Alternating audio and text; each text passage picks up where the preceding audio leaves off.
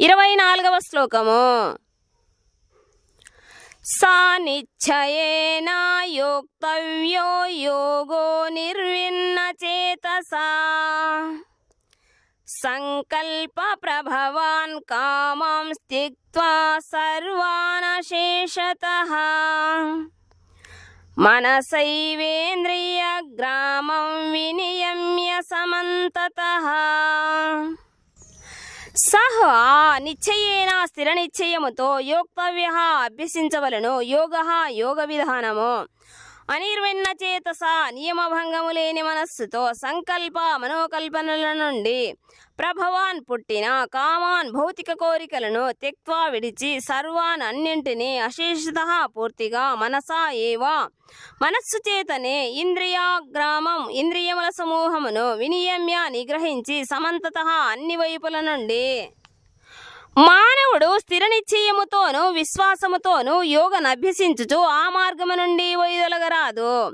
మానసిక కల్పనల నుండి ఉత్పన్నమైన భౌతిక కోరికలన్నింటినీ ఎట్టి మినహాయింపు లేకుండా త్యజించి ఆ విధముగా అతడు మనస్సు ద్వారా సర్వేంద్రియములను అన్ని వైపుల నుండి నియంత్రించవలెను. భాష్యము.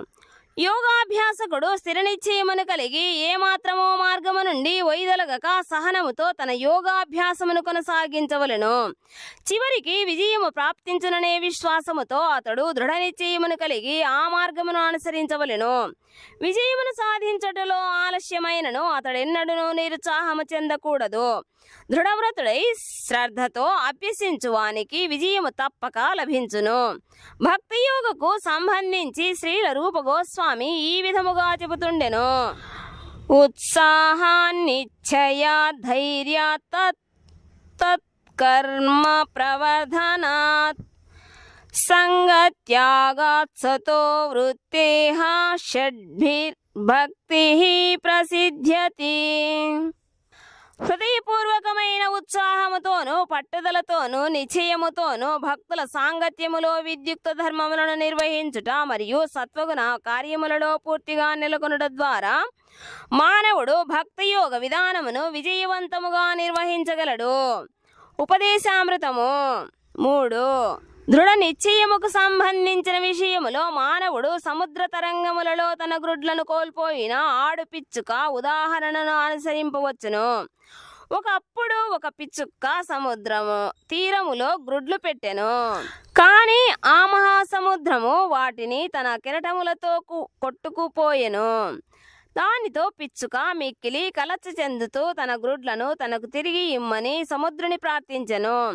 సముద్రుడు దాని ప్రార్థనను మన్నించలేదు. దానితో పిచ్చుక సముద్రమును శుష్కింపజేయుటకు నిశ్చయించుకుని తన చిన్ని ముక్కుతో సముద్రములోని జలమంతటిని తీయనారంభించెను. అసాధ్యమైన దానిని చేయమని చూచి అందరూ పరిహసించిరి. అది చేయు కార్యమును కూర్చిన వార్త నెమ్మదిగా అంతటా వ్యాపించెను. చివరికి మహావిష్ణువు వాహనమైన గరుడు కూడా ఆ వార్తను వినెను.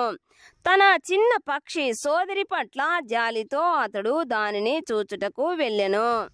దాని నిశ్చయముకు అతడు మిక్కిలి సంతసించి దానికి సహాయము చేయుదునని మాట ఇచ్చెను.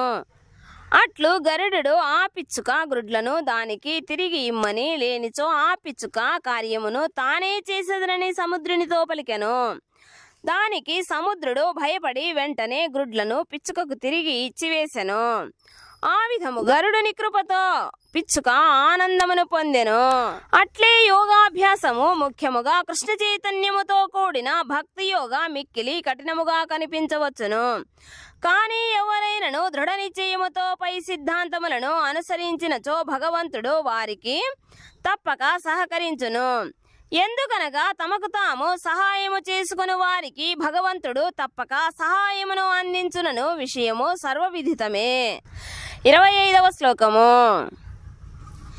శనై శనైరుపరమేద్బుద్ధ్యా ధృతి గృహీతయా ఆత్మ సంస్థం మనః కృత్వా న కించిదపి చింతయేత్. శనైః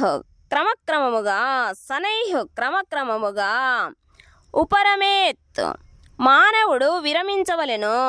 బుద్ధ్యా బుద్ధిచే ధృతి గృహీతయా విశ్వాసముతో నిర్వహించబడిన ఆత్మ సంస్థం ఆత్మలో మనస్సును కృత్వా నిలిపి కించిత్ అపి ఇతరమైన దేనిని కూడా నా చింతయే భావించకూడదు. మానవుడు నిశ్చయమైన బుద్ధితో క్రమక్రమముగా సమాధి స్థితిని సాధించవలెను. ఆ విధముగా మనస్సును ఆత్మపైననే స్థిరము చేసి ఇక దేనిని గూర్చి చింతించరాదు. భాష్యము. దృఢ విశ్వాసము మరియు బుద్ధితోనూ మానవుడు క్రమముగా ఇంద్రియ కర్మల నుండి విరమించవలెను. ఇది ప్రత్యాహారముగా పిలువబడును. అనగా విశ్వాసము చేత ధ్యానము చేత ఇంద్రియ కర్మల విరమణ చేత నియంత్రించబడిన మనస్సు సమాధిలో నెలకొనవలెను. ఆ సమయములో భౌతిక జీవన భావనలో ఆసక్తి కలిగి ఉండుట అను భయము ఇక ఏమాత్రము కలుగదు. మరో మాటలో చెప్పవలనన్నా భౌతిక దేహములో ఉన్నంత కాలము వ్యక్తికి భౌతిక విషయములతో సంబంధము కలిగి ఉన్నప్పటికీ అతడు ఇంద్రియ భోగ భావనను ఏమాత్రము కలిగి ఉండరాదు. పరమాత్మ సుఖముకు అన్యమైన ఇతర సుఖమును గూర్చి అతడు చింతించరాదు. కృష్ణ చైతన్యమును నేరుగా అభ్యసించుట ద్వారా ఈ స్థితి సులభముగా లభించును. 26వ శ్లోకము. యతో యథో నిశ్చలతి మనశ్చంచలమస్థిరం తతస్తతో నియమ్యైతదాత్మాన్యేవ వశం నయేత్. యతః ఎక్కడి నుండి నిశ్చలతి మిక్కిలి కలత చెంది మనస్సు చంచలమైనది అస్థిరం స్థిరము కానిది. తతః ఎక్కడెక్కడి నుండి నియమ్య నిగ్రహించి ఏతత్ దీనిని ఆత్మలో ఏవా నిశ్చయముగా వశం నయేత్ వశంలోకి తీసుకురావలెను. చంచలత్వము మరియు అస్థిరత్వము కారణమున మనస్సు ఎక్కడెక్కడ చరించినను మానవుడు దానిని అక్కడి నుండి నిశ్చయముగా వెనుకకు మరలించి తిరిగి ఆత్మ వశముకు తీసుకురావలెను. భాష్యము. చంచలత్వము అస్థిరత్వము అనేవి మనస్సు స్వభావములు. కానీ ఆత్మదర్శి అయిన యోగి అట్టి మనస్సును నియంత్రించవలెను. మనస్సు అతడిని నియంత్రించకూడదు. మనస్సును నియంత్రించిన వాడు దానితో ఇంద్రియములను కూడా నియంత్రించువాడు గోస్వామి లేదా స్వామి అనబడును. అలా కాకుండా మనస్సు చేతనే నియంత్రించబడినవాడు గోదాసుడు లేక ఇంద్రియదాసునిగా పిలువబడును. ఇంద్రియ సుఖ ప్రమాణమును గోస్వామి ఎరుగును. కనుకనే ఆధ్యాత్మికానంద భావనలో అతని ఇంద్రియములు హృషికేశుని ఇంద్రియములకు ప్రభువైన శ్రీకృష్ణుని సేవలో నెలకొనును. ఆ విధముగా పవిత్రములైన ఇంద్రియములతో శ్రీకృష్ణుని సేవించుటయే కృష్ణ చైతన్యము. అదే ఇంద్రియములను పూర్తిగా తమ అధీనములోకి తెచ్చుకొనుటకు గల ఉత్తమ విధానము. అదే యోగాభ్యాసపు అత్యున్నత పరిపూర్ణత్వ స్థితి. దానికి మించినది మరొక్కటి లేదు. 27వ శ్లోకము. ప్రశాంత మనసం హేనం యోగినం సుఖముత్తమం ఉపైతి శాంతరజసం బ్రహ్మభూతమకల్మషం. ప్రశాంతముగా ఉండి శ్రీకృష్ణుని పాదపద్మములపై లగ్నమైన మనస్సు హి నిశ్చయముగా ఏనం ఈ యోగినం యోగి సుఖము ఉత్తమం శ్రేష్టమైనది ఉపైతి పొందును శాంతరజసం రజోగుణము నశించి బ్రహ్మభూతం బ్రహ్మగుణైక్య ముక్తిని పొందిన వానిని అకల్మషం పూర్వము చేసిన పాపముల నుండి విముక్తుడగును. నాపై మనస్సు సంలగ్నమైన యోగి తప్పక ఆధ్యాత్మిక ఆనందపు అత్యున్నత పరిపూర్ణత్వమును పొందును. అతడు రజోగుణముకు అతీతుడై పరబ్రహ్మముతో తనకు గల గుణైక్యమును గుర్తించును. ఆ విధముగా అతడు పూర్వకర్మ ఫలములన్నింటి నుండి విముక్తుడగును. భాష్యము. బ్రహ్మభూత అనగా భౌతిక కల్మషముల నుండి ముక్తిని పొంది భగవంతుని దివ్యమైన భక్తియుక్త సేవలో నెలకొనున్నట్టి స్థితి. మద్భక్తిం లభతే పరాం. భగవద్గీత 18:54. మనస్సు భగవంతుని పాదపద్మములపై లగ్నము కానిది ఎవరును పరబ్రహ్మముతో గుణైక్యమును సాధించలేరు.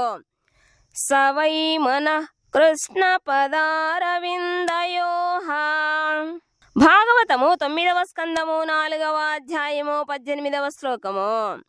నిరంతరము భగవంతుని ప్రేమతో కూడిన సేవలో నెలకొనుట లేక కృష్ణ చైతన్యములో నెలకొనుట అనేది నిజముగా రజోగుణము నుండి సమస్త భౌతిక కల్మషముల నుండి విముక్తి పొందుటయే కాగలదు.